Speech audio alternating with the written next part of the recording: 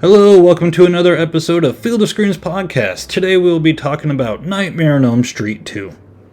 This movie does a rare thing, which instead of having a final girl, we have a final guy in this movie. That guy's name is Jesse, and we meet him in the very beginning. He's having a dream sequence where he's getting on the school bus, his hair's all slicked down, there's two other girls on the bus, they're kind of laughing at him. They're kind of giving you vibes that Jesse is kind of a nerd in this movie, doesn't really belong. But of course, that bus is being driven by Freddy Krueger. Freddy drives this bus all the way out into the desert and gets the bus stranded on two gigantic rocks. Freddy jumps up and he's about to take a slash out of the two girls, where it cuts to Jesse's family sitting in the living room, and then you hear Jesse screaming upstairs. Jesse screams pretty funny. Usually when guys screams, and it's like a little bit of a macho scream. No, Jesse, he goes straight for it. He's ah! It's pretty funny in the movie. Then the movie cuts to him. He's sitting in bed. He's all sweaty, and he jumps out of bed and he's in his whitey tighties. Those were once pretty popular. Now we've kind of moved on to boxer briefs, or whatever you want to call them. They're a lot more stylish now than whitey tighties were. But hey, back in the day, whitey tighties were the thing. As Jesse gets out of bed, we kind of get vibes of his family. His dad kind of scolds him for not getting his room unpacked. But then the doorbell rings, and Jesse goes to see who's at the door, and it's his neighbor Lisa. Which Lisa has a pretty nice house. There's a part in the movie where it shows her swimming in a swimming pool. It's a gigantic pool, but she has to carpool with Jesse. For reasons I don't know. Maybe they spent all their money on the pool. But yeah, she's got to ride in Jesse's hunk of junk of a car. And also, before I get too far, Jesse's family just moved into Nancy's old house. So, we return to the same house. Once they get to school, we see Jesse playing baseball in gym class, and there's a character named Grady, which when Grady was first introduced, they're playing baseball, Jesse tags him out, they get into a wrestling match, Grady pantses him to where Jesse's butt is completely hanging out in front of the whole class. They're fighting, their gym teacher comes up. I believe their gym teacher's name is Schneider. His way of dealing with discipline, he just grabs the two boys and he goes, "Assume the position," and makes them go in push-up position. Now, initially meeting Grady, I was like, he's a stereotypical jock, bully. He's going to bully Jesse this entire film. But this movie, again, does something different. And Jesse and Grady, while they're doing push-up position, they start talking, and they kind of talk things through, and they actually become pretty good friends in this movie. It's kind of a cool thing to see. A lot of times in scary movies, the jock is the typical bad guy, the bully. This movie's nah, he picks on him at first, but then they're just really good friends. And it's kind of that's different. I enjoy that. So Grady kind of spills the backstory to Nancy staying at Jesse's house about how her boyfriend was murdered, and she kind of went crazy. That's why there's bars on the window. And Jesse, later that night, he falls asleep. He looks out the window. He sees Freddy pulling limbs out of his furnace. And then when he goes downstairs, he runs into Freddy, and Freddy is even more in the shadows during this part. And Freddy's probably the least comical he is in the entire series. And he says something like, "You got the body, I got the brains." And then he peels back his scalp and shows his brain. And, Jesse just goes, "Ah!" Which, again, is just funny to me. You gotta love Jesse's scream. He later wakes up and nothing really happens to him. Which, if this were the first movie, I think Freddy would kill Jesse relatively quickly. But you find out in this movie that Freddy, he wants to possess Jesse's body for whatever reason. That's Freddy's hobby in this movie. This movie kind of breaks its own rules that it sets in the first one, which is really odd. But like I said previously in this episode, this movie does different things, so it kind of ignores its own lore. But we do hit a scene that I do enjoy just because it's so silly. Jesse's dad, he's like, you need to pack up your room. I told you that once in the opening scene, but you still haven't done it, so you better go do it. And Jesse's like, fine. And Jesse goes to his room and he decides to be a rebel by dancing while he's packing his room. And this whole like dancing, like he puts on a cassette, it's playing music. Jesse's bumping his jaws shut with his butt. He's pelvic thrusting. He's acting like he's playing a flute. And he's pelvic thrusting with the flute. And of course his neighbor Lisa walks in because she wants to see him. Jesse, when he notices Lisa, he literally has the biggest shit-eating grin I've ever seen. Like, he doesn't even look that embarrassed, or maybe he's just so embarrassed, like, I don't know. Just the look on his face, like, it cracks me up. The scene overall is funny itself, but then it's just the icing on the cake. He's like, oh, you got me. I like to shut my drawers with my butt and pelvic thrust with the flute. Whenever I'm mad, you caught me. There's a scene a little bit later. Jesse's hanging out with his family. The mom decides to put the birds to sleep or whatever. One of the birds is dead. And then another bird gets out of its cage. It's like a little parrot. And the parrot goes full on possessed mode. Like everyone's freaking out in the living room. Like, oh my god, what's it doing? It's just flying, really. But then the bird spontaneously combusts. And Jesse's dad looks over at him and he's like, oh, you typical high schoolers and your little pranks. And blames Jesse for it. And Jesse's like, what the heck, Dad? The bird just blew up. What do you think I did? It's honestly like it's kind of a weird scene in the movie. But I mean, this movie's kind of weird in itself. So, I don't know. It's a little funny. But it's just like, man, this dad is full of it. After another night of Corey waking up very sweaty. He does this several times in the movie. He wakes up drenched in sweat. The poor kid has to be dehydrated with how much sweat he loses in this movie, but he goes into the kitchen, and the kitchen shoots lightning at him, and then he appears like outside of this bar, and he walks up to it, and when he goes inside, like it's just like tons of people and leather. A lot of people said it's a gay bar. I don't know. A lot of people call it a leather bar. I don't really know. But it is just a very out of left field scene. But then like Coach Schneider like walks up to him like, what are you doing here? And it's like just another callback that I guess is supposed to be funny. There's a lot of people they call this the gayest movie in the series. And it's because there's just like a lot of subtext of just I don't know how to say this without it sounding bad, but like just a lot of things that are gay in this movie. There's even a game board earlier in the film. It says probe, and they put it like center frame so you could see it. And I don't know, I guess like the writers, like they wanted it to be this way. And the producers and Bob Shane, all them, they said they had no idea that like it had all this gay subtext. Even though like the coach and like this bar is like very heavy-handed, like, oh, okay. And then Coach Schneider's way of dealing with Jesse being at this bar, because I guess he decides to punish him, is he makes him run laps in the gym.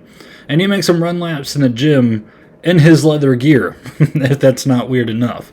But Coach Schneider, he bites the dust. Freddy Krueger, he's like invisible, and he throws balls at Coach Schneider. Coach Schneider was probably planning on that to happen that night anyways, but not like that. Towels basically go around Coach Schneider's like hands and ankles. It straps him down in the shower room where Jesse was showering. I guess after the punishment laps, Jesse's like, oh, gotta go cool down in the showers now, even though it's like 2 a.m. You would think he'd want to get home. But they bond Coach Schneider up, and Freddy Krueger comes around and starts like clawing Schneider's back and kills him. And Jesse just watches. And then Jesse looks over at his hand, and Freddy's gone. And Freddy's glove is on his hand, and he does yet his iconic scream. The ah! You would think that this scream he would wake up yet again in bed all sweaty, but he doesn't. Like the cops actually bring him home. So it kind of shows that like he was being possessed. And there's later sequences in this movie, like he gets Freddy's voice in his head. He finds the glove in his drawer that tells him to go to his little sister's room, and he acts all weird and sweaty. Jesse's always sweaty. So by this point, like Jesse's trying to like figure out what's going on. They find the factory to where he was burned in. They kind of reveal his past again.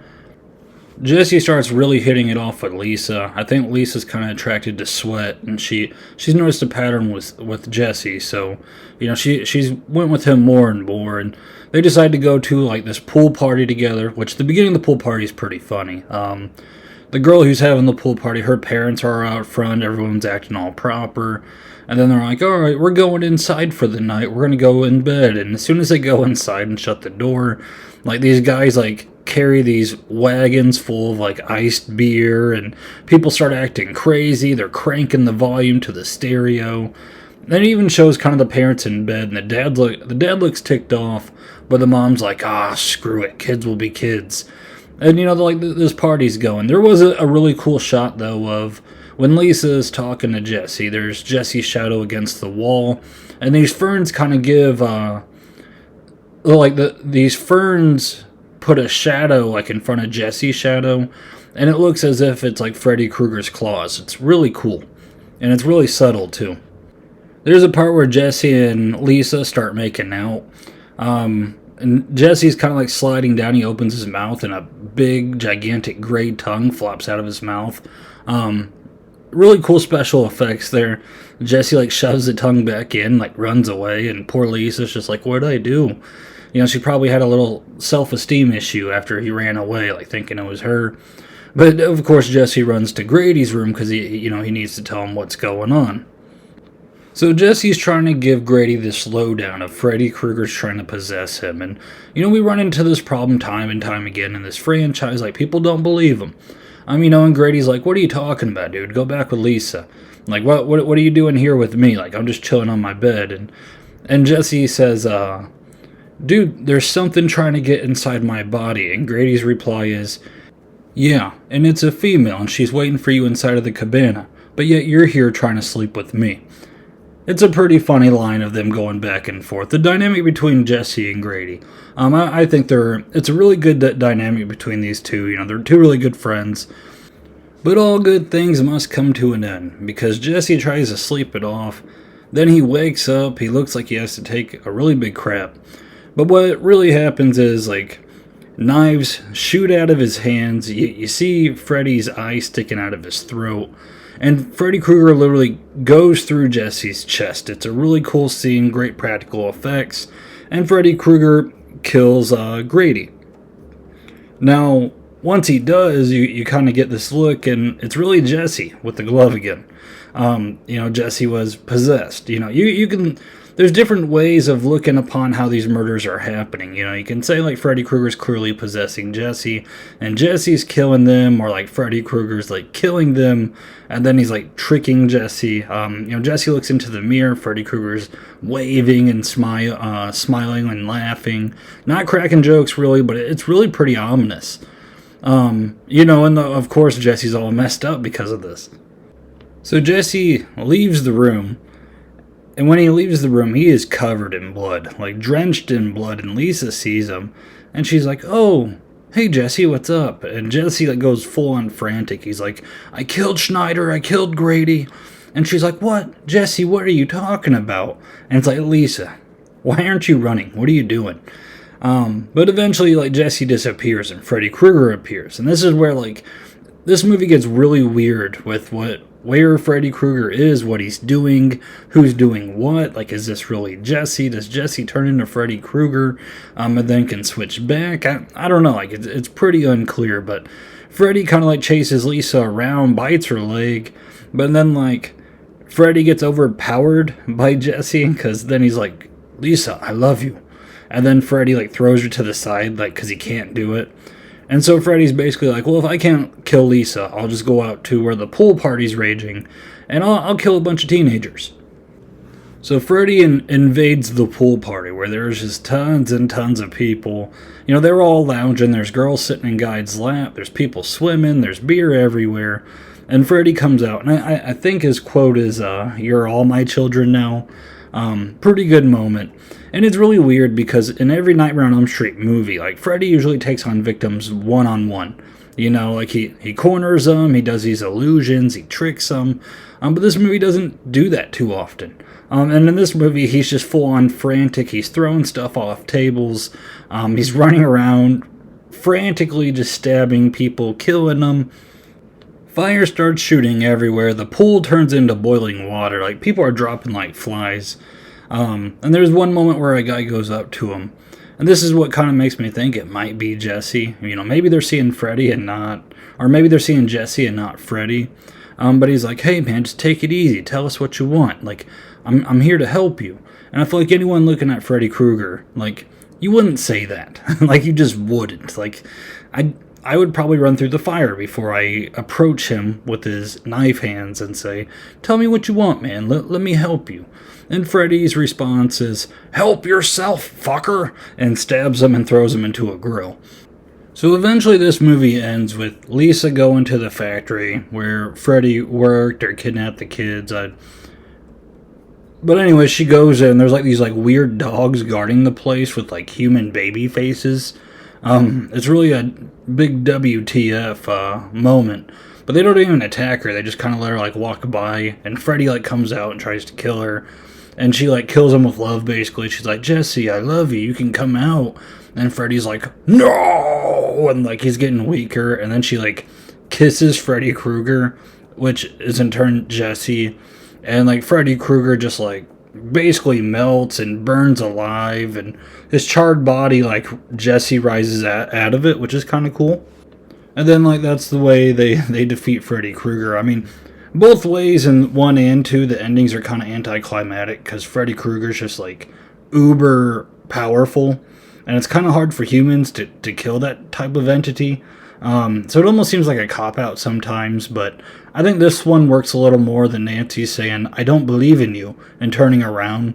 So I could see Lisa bringing Jesse out of Freddy Krueger. Because again, we got the whole weird possession thing. Like, no other movies really deal with the possession type stuff, I don't think. If I'm wrong, I'll find out while I'm marathoning them. But yeah, and you wonder, how's Jesse gonna escape trial for all of these murders? Like, oh, I was just being possessed, but you know, my hot girlfriend Lisa, like she talked him out of me and she kissed me, and here I am. I'm all good and dandy. The final scene is just kind of like the first one. Jesse's riding the bus. He's sitting next to Lisa this time. The bus is fairly crowded, and there's not only 3 people on it like in the beginning. And while they're driving, I mean, Lisa's friend, like, she literally, like, she's talking to him, and she's like, that was the greatest party ever. And it's like, what? Like, half your class got killed at that party. But whatever. And so, like, they're talking, and the bus starts getting, like, a little out of control. It's, like, speeding up, and Jesse thinks it's Freddy, just like the audience does, and he stands up, and he's like, stop! And then the bus stops and lets someone on. And it's kind of a funny moment, because, again, it's just Jesse screaming and yelling, and the bus driver's just like, what the heck, dude? And he sits down, and he's like, oh, that was embarrassing, and Lisa's friend, like, leans in to say something again, and Freddy's hand shoots through her chest. And then it shows the bus going off-roading again into the desert. I enjoyed the little ending scene here. But yeah, I kind of talked through this entire movie, so I mean, I'll just get my general thoughts here. Overall, I think this movie's pretty fun. It has a lot of kills. You see a lot of different stuff in this movie. I like the characters. I like Grady. I like Jesse. Jesse's funny. I like Lisa. She's a good girlfriend in the movie. I think she could have been a good final girl. It's almost kind of disappointing that she was kind of like a side main character, but I digress there. The only thing I would kind of nitpick here is, like, it just breaks the lore. Like, all the movies kind of follow the rules except this one. Like, this one's just kind of like, I'm going to do my own thing.